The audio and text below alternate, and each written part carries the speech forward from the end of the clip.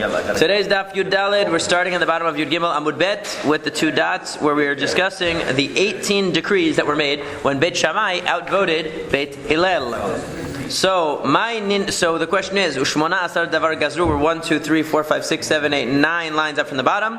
What are these 18 things? My Ninu Shmona Asar, what are these 18 decrees that were passed by Beit Shammai when Beit Shammai controlled the Sanhedrin? They had the majority and they voted in these 18 new laws, these rabbinical laws. So what are they? Ditznan Elu Poslinet Teruma. They made several different decrees related to Teruma. Now, in order to understand some of the principles here, we have to understand a little bit. Now, really, once you understand the principles of the Tumah v'Tahora that's going to be discussed in the next daf, everything else flows very, very simply and very, very smoothly. But you have to understand the principles to get it. So, basically, you have various levels of Tum'ah. You have what's called Avi Avot Tum'ah, the granddaddy of all Tum'ah, which is, of course, Tumat Met. That is the impurity that comes from a dead body. Then you have Avot Tum'ah, the fathers of Tum'ah. These are primary sources of Tum'ah. For instance, a dead animal, an animal that died without shechita, certain shiratzim, certain crawling animals that are specified, the 8 crawling animals that are specified in the Torah, when their dead body touches something, that's also an ava tum'ah. Then you have things like zav, zava, yoledet, nida. These are types of tum'ah where the body is producing the tum'ah. These are all avota tum'ah. There are several of them, many examples of them, but the avota tum'ah, if they have contact with a vessel that is vulnerable to tum'ah, or with another person, or with a food, they render it a rishon letum'ah. You have to think of it as once removed. So they are the source of tum'ah. Either the dead body of the animal is the source of the tum'ah, or the person who has some kind of emission from their body that's making them tameh is the source of the tum'ah, or the mitzorah is the source of the tum'ah. And when they touch something, it becomes what's called a rishon letum'ah, which means it's once removed from the source of tum'ah. That rishon letum'ah touches a sheni letum'ah, and now you have, touches another object, it becomes a sheni letum'ah, second time removed, because now it's 2 steps removed. The sheni letum'ah can touch a third thing, and it can become a shlishi letum'ah, a third step, and then the furthest it ever goes is revi'i letum'ah. It can go as far as 4 steps. Now, not all of these steps are relevant. In regular, ordinary food, only a sheni letum'ah is significant. For teruma, for the food that's given to the kohen, it has a level of holiness. Even if it touches something that was 3 steps removed, the shlishi letum'ah, it can become invalidated. And then, if something is, even if it touches a sheni letumah, it can be a shlishi letumah. And something which is a korban, even if it touches something which is 3 steps removed from tum'ah, it can become, the korban itself can become a revi'i letumah, it can be invalidated, even if it's 4 steps removed from the original source. So, for example, if the person who is a zav or something like that, which means he has this emission coming from his body that makes him tameh, he touches a metal pan, and the pan touches a food. So now that food is a sheni letumah. That food can come into contact, let's say, for instance, with some liquid which was oil of terumah, and make that oil pasul, we call it pasul, because it's 3 steps removed from the original source, and now it can't go any further. But if we were dealing with a korban, even that oil now could contaminate the korban, because the korban has to be more than 4 steps removed from any source of tumah. These are the basic rules. So that means, so when we take a look now at this upcoming statement, we'll understand it better. So elo poslinet teruma, these are things that from rabbinic decree we say are going to make a cause teruma to become invalidated. In other words, what is it that causes teruma to become invalidated? Something which is 2 steps removed from tumah. 2 steps removed from tumah. So it says as follows: Ha'ochel ochel rishon. Somebody who eats a food which is a rishon letumah. So, for example, the person was a zav, or the dead flesh of the animal touches a piece of food, and you eat the piece of food. So the piece of food, the original piece of food was a rishon letumah, because it touched the source of the tumah. You eat it. So actually, mina Torah, according to the Torah, eating a food that's tameh doesn't make you tameh. However, they made a decree that ha'ochel ochel rishon, if a person eats a food that's a rishon l'tum'ah, one step removed from the tum'ah, va'ochel ochel sheni, and the person who eats a food that's two steps removed. So, if the dead animal had contact with this bowl, a metal bowl, and then the metal bowl touched the food, so the food is two steps removed from the original source of tum'ah. In that case, the person who eats that also is considered a sheni l'tum'ah. So in both of these cases, if he eats a food which is a rishon l'tum'ah, if he eats a food that is a sheni l'tum'ah, the person becomes a sheni l'tum'ah, which means if he touches ordinary food, it's not going to have an effect. But if he touches terumah, he's going to invalidate the terumah. That's why it says he's poselet terumah. And if a person drinks drinks that are liquids that are tameh, then he also will become a sheni l'tum'ah. He will become a second level of tum'ah, and therefore if he touches terumah, it will make it invalid. And a person whose head and the majority of his body is immersed in drawn water, not water that is fresh flowing water like mikveh water, but drawn water. For example, he goes into a bath, he would become tameh.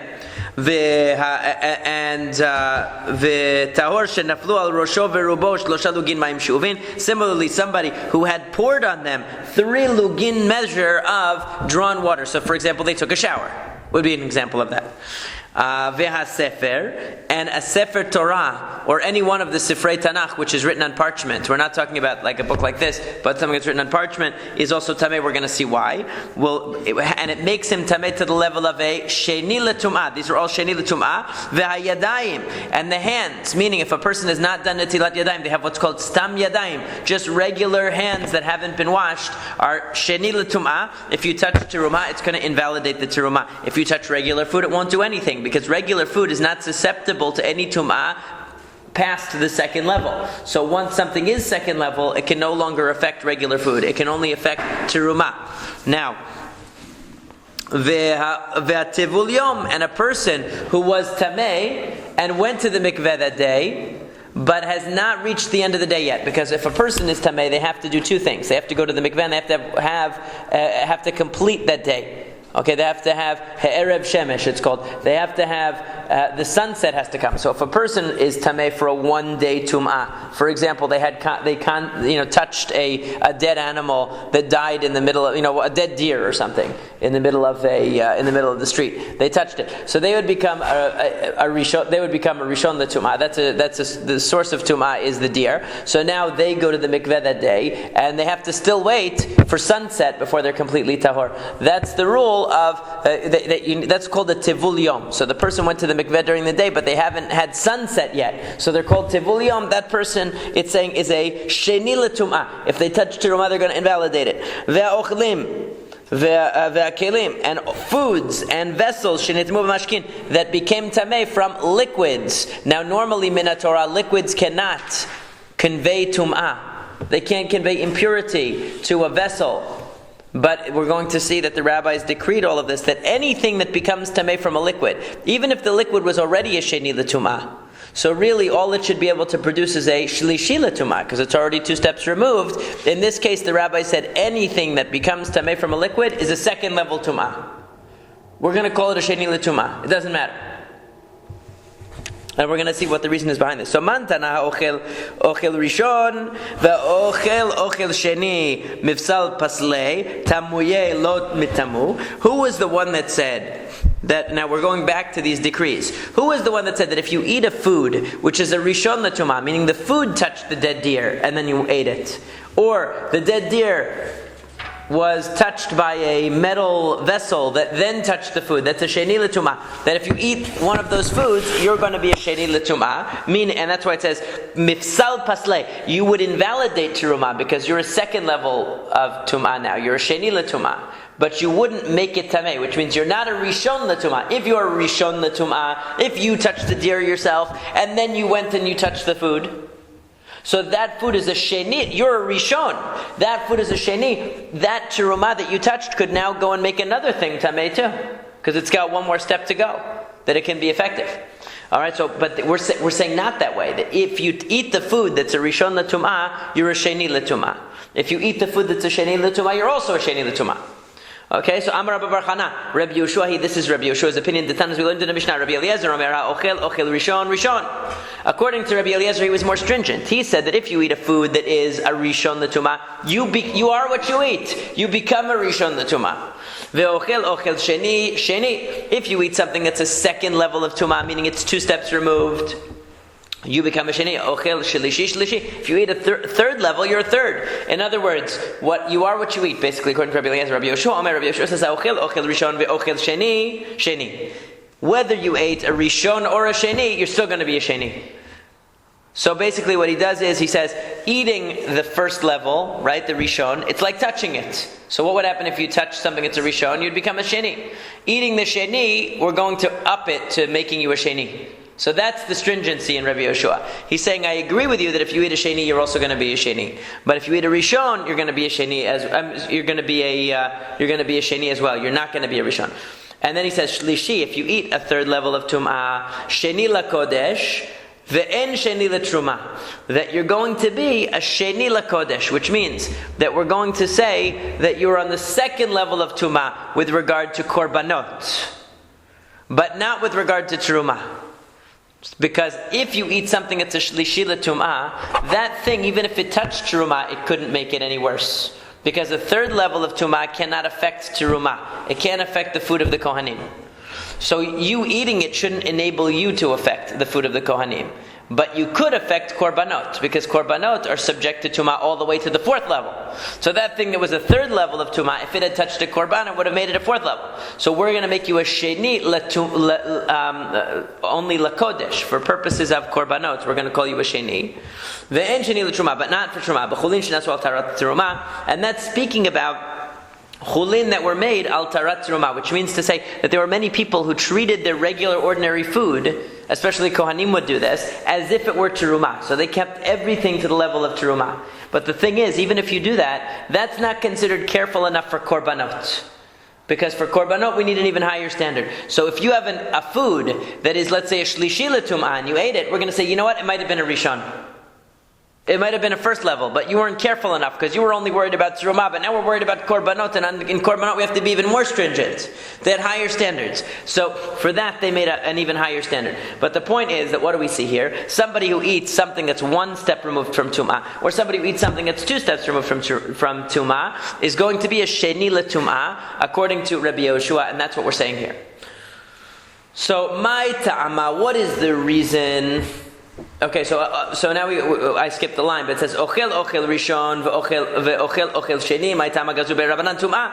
Why did they prohibit this? I mean, after all, min Torah, if you eat a food, it can never make you tameh. Eating a food cannot make you tameh. A food cannot be mitameh a person. It can only go the other way, the other direction. So why did they make this gezerah at all? If you think about it, something at a higher level on the hierarchy can affect something on the lower level. So a person can make a vessel or a food tameh. A vessel can make a food tameh. But a food can't make a vessel tameh. A food or a vessel cannot make a person tameh. Okay, it never goes the other direction. But rabbinically, we have all these gezerot. So why did they do that? The answer is because because maybe you're going to be eating some tameh foods. V'shakil mashkin de teruma, and then you're going to drink some drink that's teruma because you're a kohen. V'shadeh lepume, and you're going to put them in your mouth at the same time. Upasil lahu, and you're going to end up invalidating the teruma in your mouth, and you're not allowed to do that because it says you have to guard the teruma to make sure it's tahor. So what's going to happen? If we tell a person that by eating tameh food it's okay, tameh food is not going to make you tameh, so the person will eat some tameh food and then he's going to drink some teruma drink with it. Because he says eating the food is not making me tameh, but the problem is that in your mouth they're going to mix. So we said, okay, if you eat tameh food, you're going to become tameh. That way we don't have to worry that you're going to eat tameh food and it's going to make the teruma tameh. So similarly, why did we make a gezerah with regard to people who drink tameh drinks? Same idea there. Because the zimnin de shata mashkin tmein v'shakil ochalin de truma v'shadil bumeh upasilahu.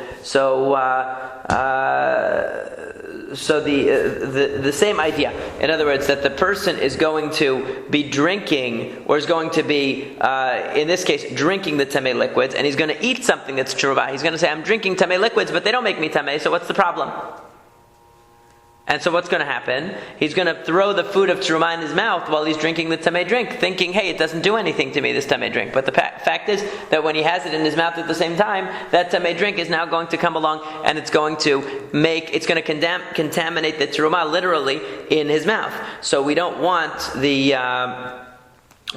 this misunderstanding. So therefore, in order to make a clear barrier between people who are eating and drinking tamei things that are capable of contaminating teruma, and people who are not, we have to say that the eating of any food that you eat where the food would contaminate teruma, it's going to contaminate you.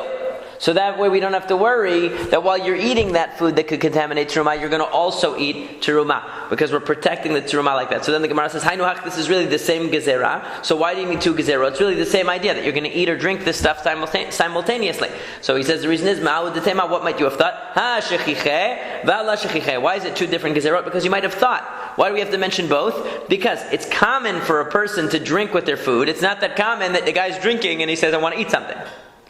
So if we had the gezerah that if you eat the tamei food, it's going to make you tamei, we can understand that, because you're worried that maybe you're going to drink some wine that's teruma, for example, while you're eating the food that's tamei, and they're going to mix together. But if you're drinking something that's tamei, you might have thought we wouldn't apply the gezerah there, because usually a person doesn't drink and then say, oh, I really need to eat something with my drink. So therefore, the Baraita has to tell us that both of them are true. That if you drink something that has the power to contaminate teruma, it's going to contaminate you. So that way we know you're not going to eat teruma while you're drinking it. And if you eat something that could potentially contaminate the teruma, it's going to contaminate you. So that way we don't have to worry that you are going to drink teruma while you're eating it. Now in our case, those of us who are not kohanim don't have this problem as much. Kamash malan, therefore it comes to tell you both are true. So where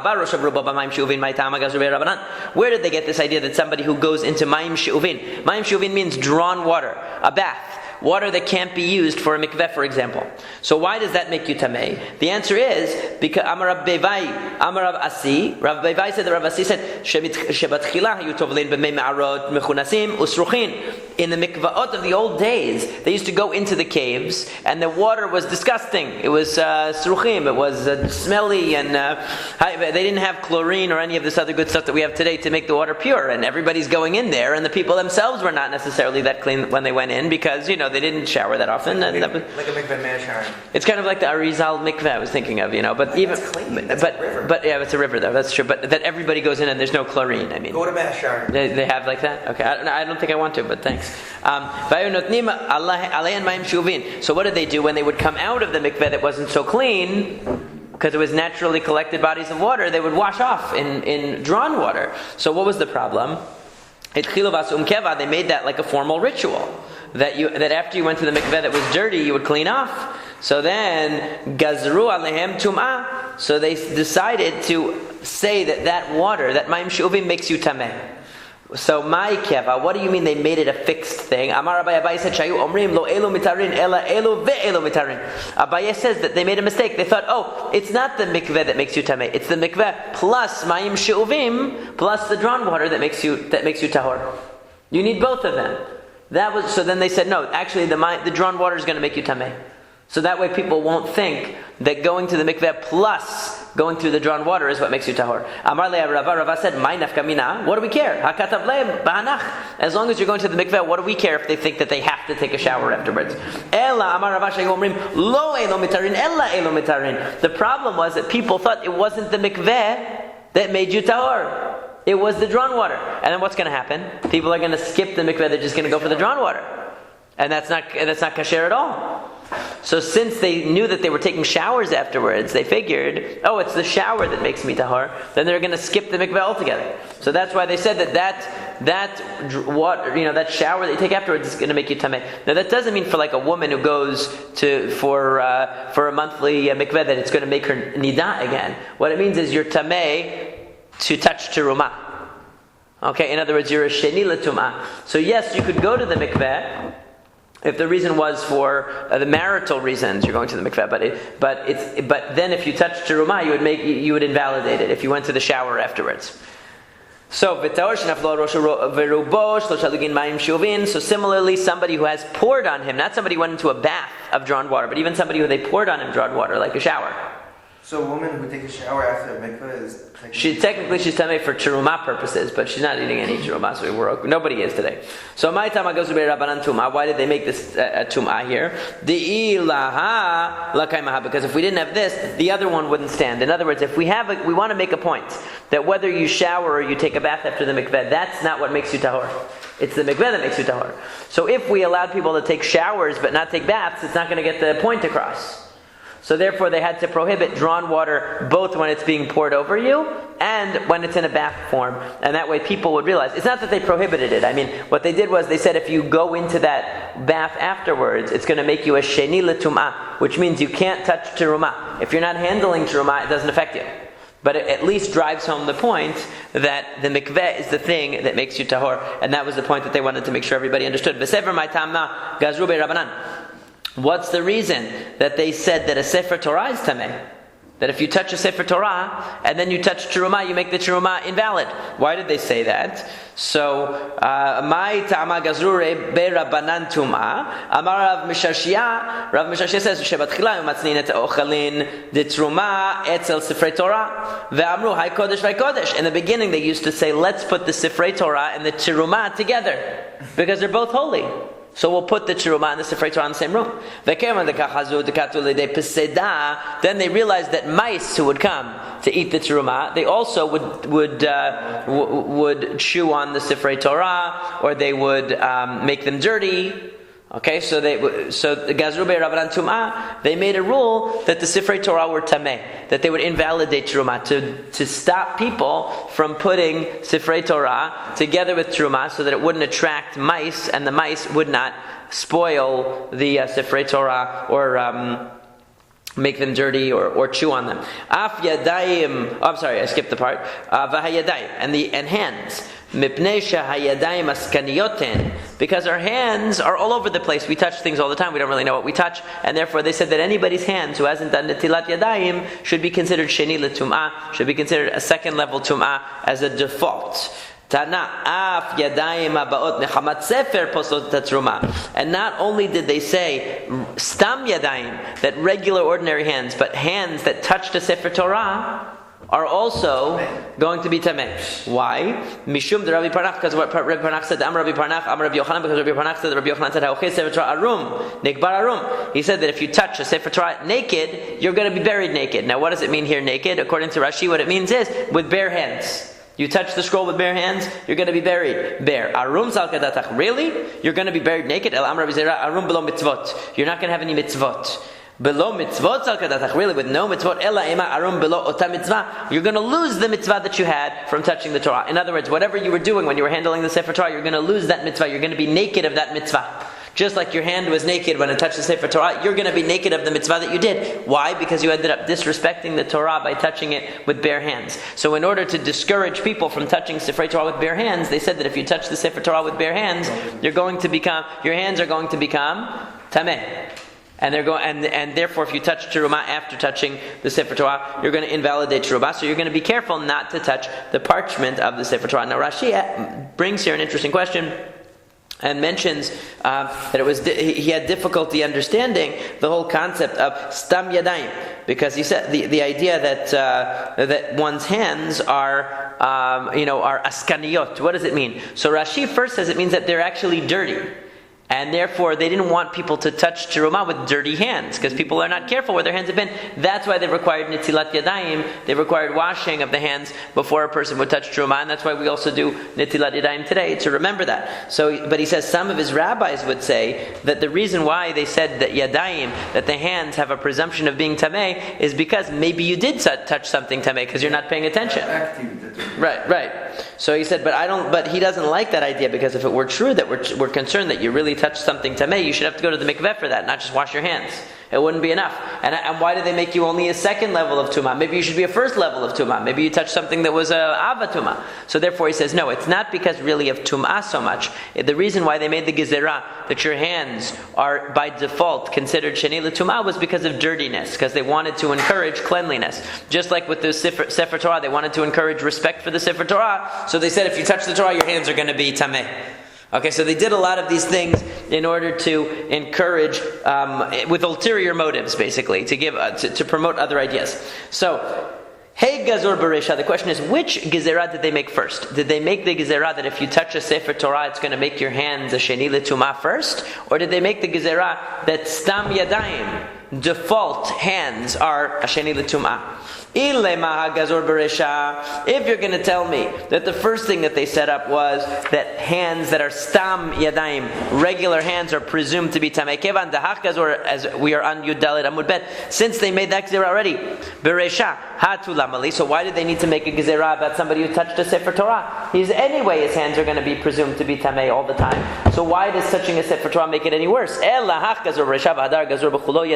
So what happened was, first, the only time they had the rule was with regard to a Sefer Torah, that somebody who touched the scroll of a Sefer Torah is going to have tamei hands. Then they said, you know what? Just to encourage cleanliness in general, we're going to say that everyone's hands are tamei, no matter whether they touched a Sefer Torah or not, and therefore they have to do netilat yadayim before they have any contact with the with teruma or anything else. Utvul Yom. The next thing on the list was a Tivul Yom, a person who became Tamei, and they went to the mikveh that day, but the sun has not set yet. So that person's called Tivul Yom. Tivul Yom Deoraitahu. What do you mean a Tivul Yom was one of the Gezerot of Beit Shammai and Beit Hillel? That's not true. Because Deoraitahu, that's a Deoraita. Dechtiv Uva Shemesh V'Taher. It says he doesn't become completely Tahor until Uva Hashemesh, until the sun goes down. Yeah. So how could you say that that's a rabbinic concept? It's not a rabbinic concept. That Tivul Yom will invalidate Teruma biblically that whole day. Even though he's already gone to the mikveh, he hasn't waited for the sun to set. So Sameh Mikan Tivul Yom. You're right. Erase Tivul Yom. That was a mistake. So they erased it from the list. So the next thing on the list was foods that become tameh from any kind of tameh liquid become a sheni l'tumah. So mashkin demai. What kind of liquids are we talking about here? If you're talking about liquids that touched a sheret, so you had a dead animal, the dead animal touched liquid, the liquid touched food. So they should be a sheni l'tumah, because the liquid touched the dead animal, it became a rishon. Then the liquid comes and it touches your hamburger becomes a sheni. So why is that a chidush? That's from the Torah. Because it says any liquid that you drink can become tameh from the sherets, from the dead animal. What it means is that we're on the same theme as hands. If you had hands that were not cleaned, so they are presumed to be a sheni l'tumah, and now you touched liquids.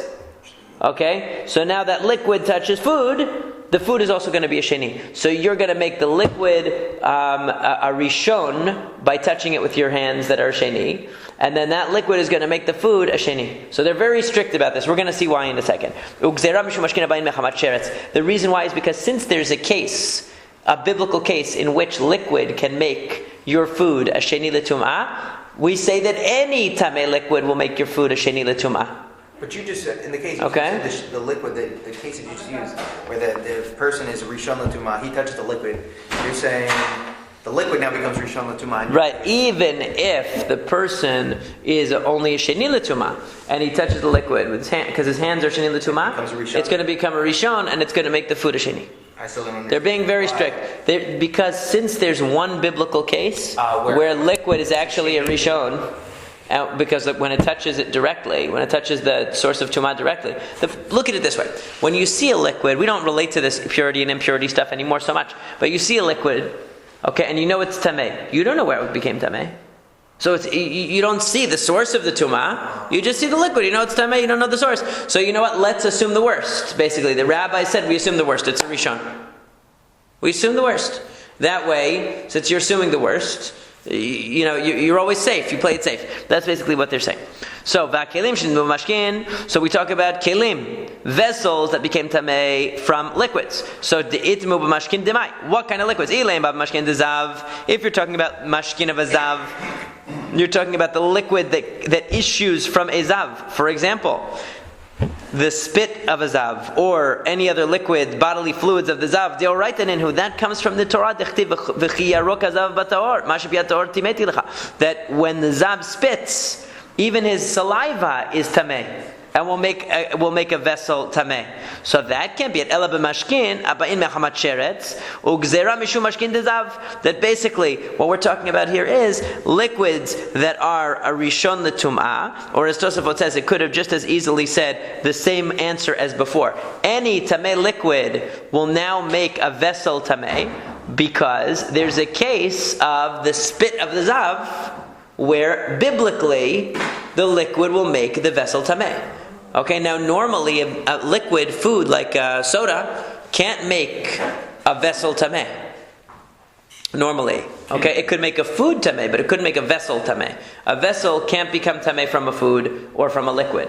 But since there's one biblical case where it can, which is the saliva of the zav, who has this emission coming from him, since his saliva can make a vessel tameh, we say that any tameh liquid now is going to make a vessel tameh as a shedi l'tum'ah. This was the gezerah of Beit Shammai. These are all gezerot that were put into place by Beit Shammai when they outvoted Beit Hillel. Okay, v'yadayim talmidei Shammai v'Hillel gazor. Are you serious? Are you telling me that it was the students of Shammai and Hillel that first made this concept of yadayim, that stam yadayim, that they have to be washed before you touch terumah? That was Shammai. That was the students of Shammai and Hillel. It says, no, Shammai v'Hillel gazor. Shammai and Hillel themselves had this gezerah already.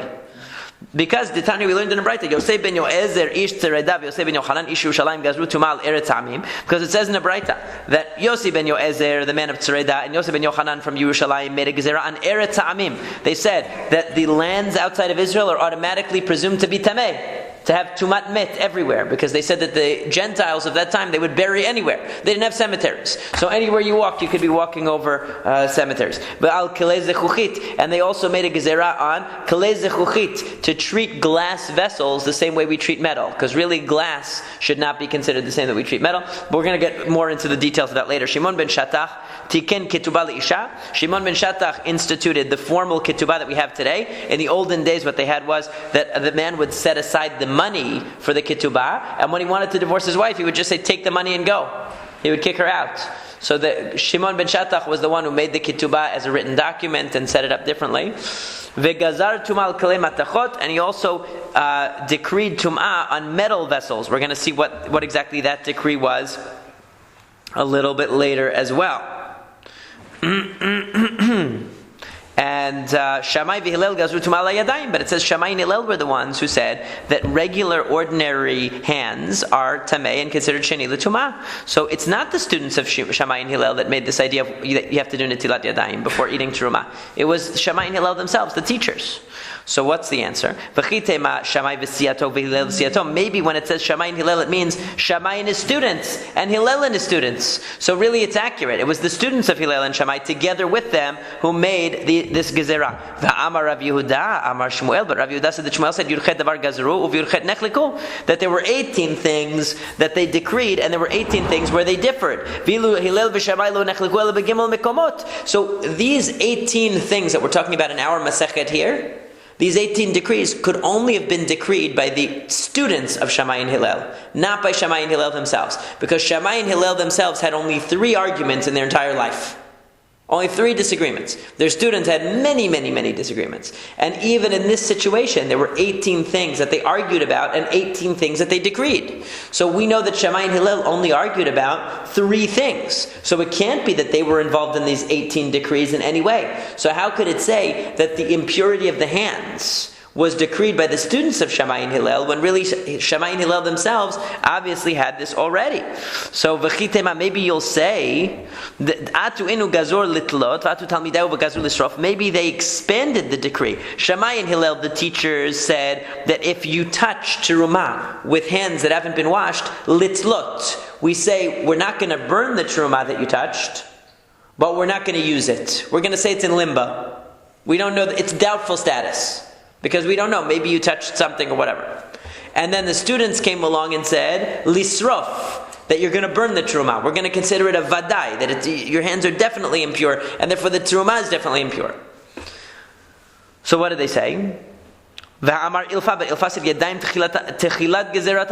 It can't be. There was no evolution in this decree. It was always lisrefa, that if your hands that were not washed touched terumah, it was burnt. So when did the gezerah start? Did it start with Shammai and Hillel, or did it start with the students of Shammai and Hillel? Answer: Ela atu inhu gazor velo kiblu minayu, vatu talmidayu gazur vekiblu minayu. This was the issue, that in the days of Shammai and Hillel, they decreed that stam yadayim, hands that were not washed carefully and were unwashed, were presumed to be sheni l'tumah. They were presumed to have a level of tumah that would invalidate terumah on contact. But nobody accepted the decree. It wasn't popular.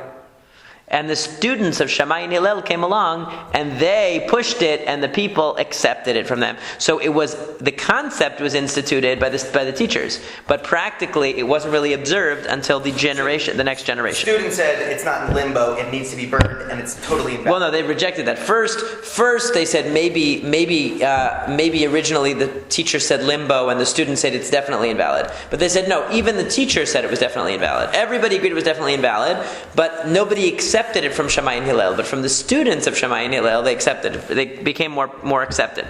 So Vakati Shlomo Gazar. But wait, we still have one more point here. That it says that Shlomo Melech was the one who made the Gezeran Yadayim. The Amar Rabbi Yehuda Amar Shmuel, because Amar Rabbi Yehuda Amar Shmuel, because Rabbi Yehuda said that Shmuel said B'shash tikin Shlomo Eruvin unetilat Yadayim, that when Shlomo established Eruvin and Netilat Yadayim, here Eruvin does not mean the Eruv around the city. Eruvin here means Eruv Chatzerot. That really, Mina Torah, if you're in a courtyard that's walled on all four sides, even if it's shared by many houses and it's public, it's still a private domain. And Shlomo HaMelech came along and said, no, you have to make Eruvei Chatzerot. You have to do a special ritual by taking bread, and everybody takes the bread and says we're all one big family in order to unify the courtyard. That's called Eruvei Chatzerot. So because he created Eruvei Chatzerot, and he created Netilat Yadayim, Yatzda bat kol ve'amra, a divine voice came and said, B'ni im chacham li b'cha yismach li bigamani, that a voice came out and said, that my son, if your heart is wise, im chacham li b'cha, then my heart will also be wise, will be happy.